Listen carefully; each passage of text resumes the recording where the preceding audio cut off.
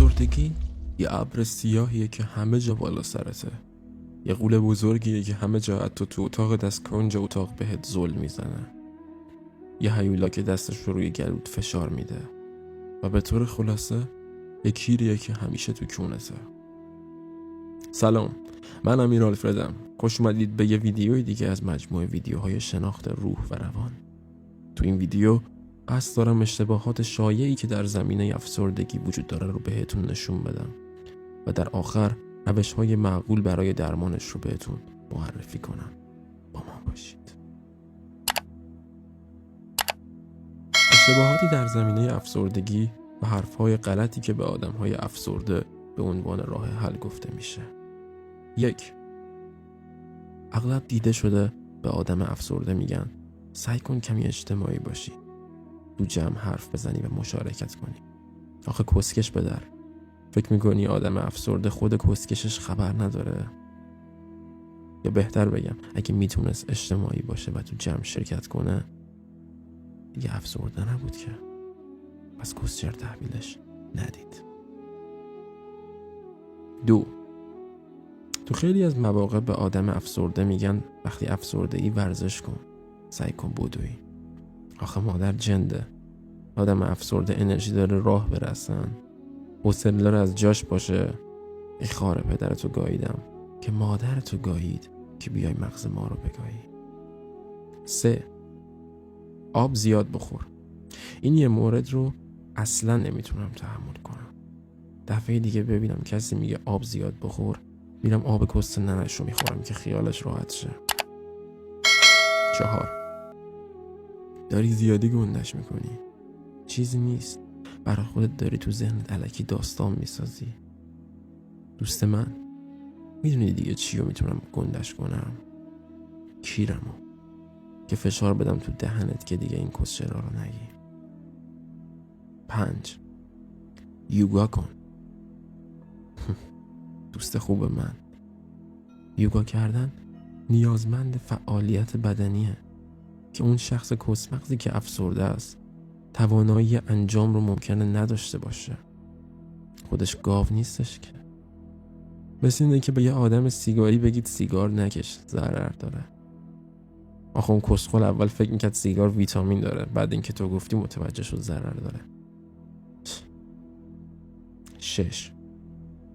تو که خانواده خوبی داری، وضع مالیت خوبه، برای چی افسرده ای؟ خود تو هم که کیر داری، ولی چرا هیچکی بهت نمیده ها؟ یا اگه دختر بود باید بهش بگیم تو هم که کس داری ولی چرا سگ نمی کنتت ها؟ جنده؟ یادمون باشه داشتن خانواده خوب یا وضع مالی خوب لزوما به این معنا نیست که فرد شرایط روحی خوبی رو داره. 7. تو این کارا رو میکنی که تو دید باشی و بقیه بهت توجه کنن. آخه چاقال، فکر میکنی شرایط بگاهی روحی چیزیه که آدم باهاش بخواد ترحم بخره؟ فکر میکنی همه مثل تو کسمغز و جندهی توجهن؟ فکر میکنی کسی که افسرده است اصلا دوست داره کسی بهش ترحم کنه؟ 8. مردم از تو بدترن. خیلی یا زندگی بدتری دارن. کسننه مردم و تو مگه چون بقیه زندگی بدتری دارن یا شرایط روحی بدتری از من دارن خارکسته من نمیتونم افسرده باشم؟ کاش انقدر شعور داشتید. 9. با این کارات داری مود منو هم خراب میکنی. انقدر انرژی منفی میدی اینطوری هستی. انرژی منفی نده. گیر تو پدرت. خواستی که تو بزن. اگه ازم انرژی منفی میگیری بهتر نیستش که گورتو گم کنی مادر جنده، که هم وقت خودتو حروم نکنی هم وقت منو. 10. قبلا که اینجوری نبودی. به نظر من خیلی هم اوکی، داری جو میدی. چون جلوی توی زن جنده و بقیه آدمای گوساله تر از تو ظاهر حفظ کنم دلیل نمیشه حالم خوب باشه. یادتون باشه بچه ها، افسردگی چهره خاصی نداره و مثل کیر خر یهو تو کونت فرو میره.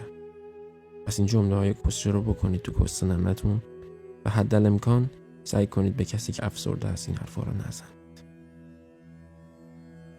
اما حالا روش‌های پیشنهادی ما برای به حداقل رسوندن و کنترل کردن افسردگی: 1. جغ بزنید. در زمان افسردگی فکرهای مختلفی به شما مخصوصا تو شبا هجوم میارن و نمیذارن شما بخوابین. وقتی شما جغ میزنید، سلولای مغز شما به فکر جبران سلولهای بگاه رفته بعد از اورگاسم و حتی اسپرم‌های خالی شده هستن و وقت نمی‌کنن به چیز دیگه ای فکر کنن. پس اون موقع شما میتونید راحت بخوابید. 2. سعی کنید مصرف کسچرهای مختلف مثل سیگار و الکل و گل بلبل رو به حداقل برسونید. یادتون باشه این راه حلی برای درمان حال بد شما نیستن و فقط موقتی هستن و زمانی که اثرشون بره بیشتر خارتون رو میگن. 3. یوگا که سرش گرده، ولی سعی کنید اگه نمیتونید و حوصله راه رفتن و بلند شدن ندارید، حداقل تو جایی که نشستید یا تو تختتون که دراز کشیدید چشماتون رو ببندید و مدیتیشن کنید. حتی برای 5 دقیقه. میتونید با ویدیویی که ما تو همین چنل گذاشتیم مراقبه رو شروع و تمرین کنید. نفس عمیق بکشید و با بازدم آروم بگید گستاندنش. 4. در طول روز سعی کنید سرتون و سرش رو گرم کنید. اگه میتونید کمتر بخوابید که شبا زودتر خسته شین و کپه مرگتون رو راحت تر بذارید. 5. اون پنجره کیری خونتون رو باز کنید تا هوای تازه و نور بیاد تو. جریان اکسیژن تو بدنتون سریعتر میشه و نور خورشید هم باعث میشه ویتامین دی بهتون برسونه. کمبود ویتامین دی یکی از عوامل اصلی افسردگیه. 6. خودتون رو مجبور به انجام کاری نکنید و هر کاری که دوست داشتید و فکر کردید بهتون حس خوبی میده رو انجام بدید. یادتون نره کستنن بقیه، اونا قرار نیست جای شما زندگی کنن. 7. بنویسید. یه دفتر خالی مثل مغز بدخواهاتون تهیه کنید، کنار تختتون بذارید. هر موقع فکر کسچر و اضافی سراغتون اومد شروع کنید به نوشتن. هر فکری که داره تو ذهنتون میاد تو دفتر بنویسید. شده 1 صفحه، 2 صفحه، 3 صفحه، حتی 1 خط. بذارید هر چی تو ذهنتون اومد همون لحظه خالی بشه و مغز دیگه اجازه ساختن کسچرهای جدید رو بهش نده. 8. با بقیه صحبت کنید. با دوست نزدیک یا مشاور. کیرتون هم نباشه که اونا خودشون بگاهی دارن. یادتون نره پست ننه بقیه. اونا خودشون انتخاب میکنن که دوست دارن گوش بدن یا نه. کسی کیر بیخ گلوشون نذاشته که بخوان حتما تحملتون کنن. مشاورم که کارش همینه. اگه پولش زیاد نباشه راه حل خوبیه، ولی حیف که بیشترشون پول کست ننشون ازتون میگیرن. اما 8 و آخرین مورد، چنل یوتیوب و صفحه اینستاگرام زیرنافی رو دنبال کنید و کسخنده بزنید.